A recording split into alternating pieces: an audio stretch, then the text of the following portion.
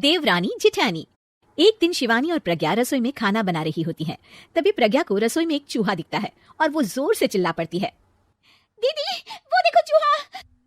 वो डर के स्लैब पर चढ़ जाती है। अरे चूहा ही तो है, तू तो ऐसे डर रही है जैसे तूने कोई भूत देख लिया हो।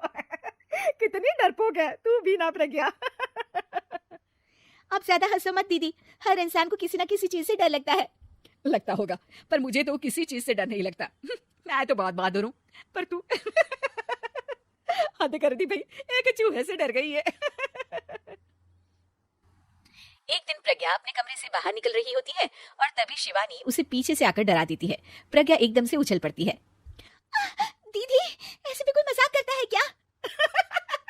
अरे जरा अपनी शक्ल तो देख, एकदम बैंगन की तरह नीली पड़ गई है। अरे मेरी देवरानी इतनी बड़ी डरपोक है, मुझे तो पता ही नहीं था। आप ऐसे चौंकाओगे तो कोई भी डरेगा ना। अरे नाना, कोई बहाना अब काम नहीं आएगा। आज से ना तुम्हारा नाम है डरपोक प्रज्ञा। शिवानी प्रज्ञा का मजाक उड़ाकर चली जाती है। प्रज्ञा शिवानी की मजाक उड़ाने की आदत से परेशान हो जाती है। जब देखो मेरा मजाक उड़ाती रहती है, इनकी शिकायत तो मम्मी जैसे करनी ही पड़ेगी मुझे। प्रज्ञा अपनी सास के पास जाती है और उन्हें सारी बात बताती है कि किस तरह उसकी जेठानी उसके डर का मजाक उड़ाती है। ओहो, तो बड़ी बहू को बड़ा घमंड है अपनी बहादुरी पर। कोई नहीं, अभी उसका घमंड तोड़ देते हैं। मेरे पास एक तरकीब है छोटी बहू, एक काम कर तू। प्रज्ञा की सास उसे अपनी जेठानी को डराने का प्लान बताती है। ये तो बहुत अच्छा आइडिया है मम्मी जी, क्या बात है। आइडिया सुनकर लग रहा है कि आप अपने बचपन में काफी शरारती रही होंगी मम्मी जी। अब आएगा मजा मेरी बहादुर जेठानी जी को। प्रज्ञा अपनी जेठानी को डराने का एक प्लान बनाती है। रात में वो शिवानी के पास जाती है और कहती है, दीदी मुझे ना बहुत डर लग रहा है। क्या हुआ मेरी डरपोक देवरानी? दीदी मैं छत पर गई ना तो मुझे ऐसा लगा कि कोई वहां है। ऐसा लगा जैसे मुझे कोई वहां देख रहा था, जैसे कोई साया। अरे क्या बक रही हो, तेरा वहम होगा। नहीं नहीं दीदी, आप चलो ना प्लीज मेरे साथ, मुझे तो बहुत डर लग रहा है।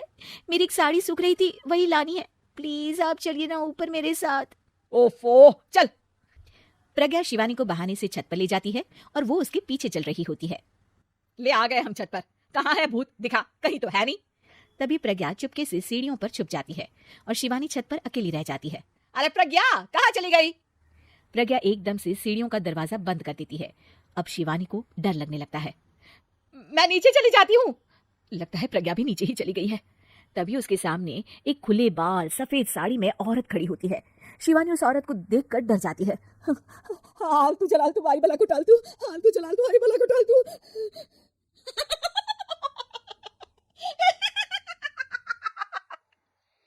चुड़ैल की हंसी सुनकर शिवानी बुरी तरह डर जाती है।